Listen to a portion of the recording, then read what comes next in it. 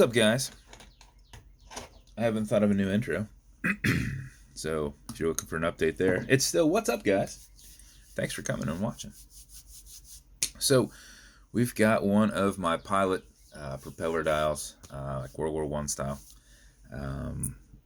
So, let's get into it. Let's show it off a little bit. So, this is one of the first ones I've done in a 670 case, which is a 20 millimeter lug case, but I thought I can make some bund straps and kind of give it a larger presence, so why not do it? So 670 brushed case.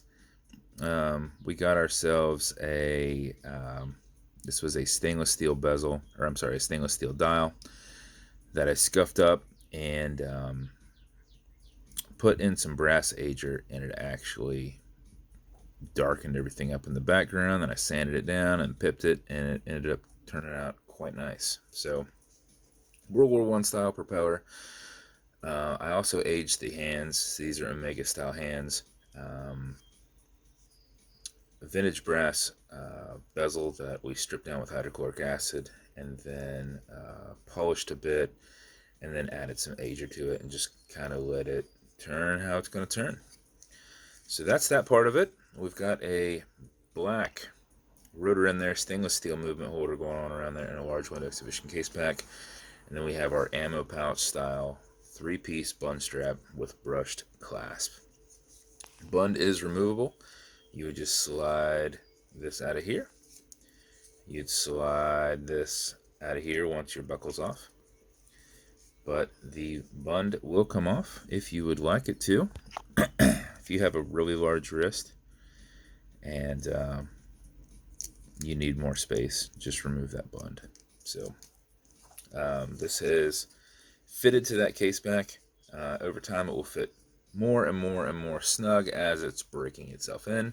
You can utilize some of the leather conditioner I've included, but over time that will break in better, because as you take it off and on, it's going to pop off. It's going to, not be pushed in there, and it's really easy to push it right back in, but it's cut almost perfectly to fit that, so it's going to pop itself out and you're going to push it back in. So bezel will turn left, bezel will turn right. I have it on there pretty tight.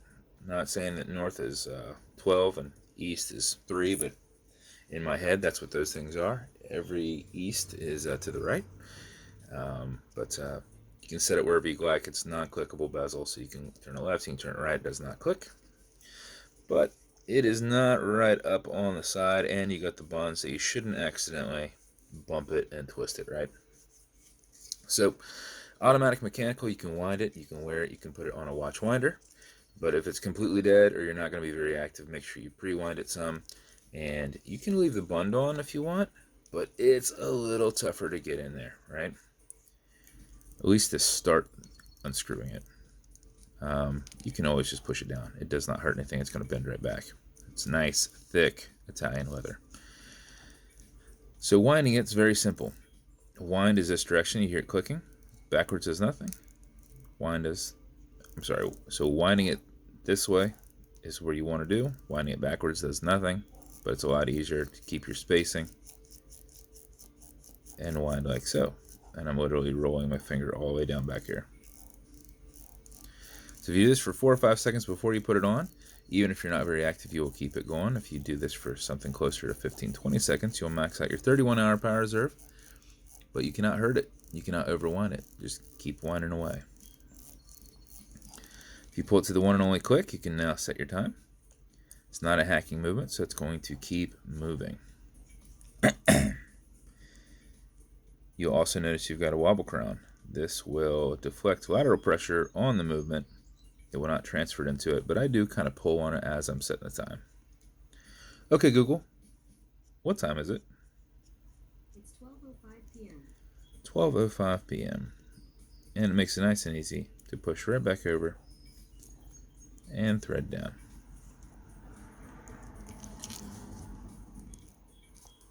Here's right back up.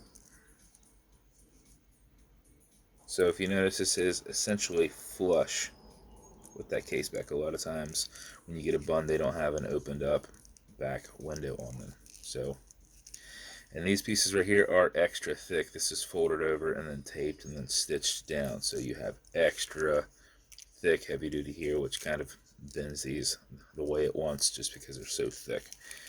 But that is the strap as a whole. Italian leather strap, ammo pouch style, brushed buckle. Got a little one of my little logos there. We branded on there. 20 millimeter lugs. This will flare out somewhere around that 45 millimeter mark with this on there.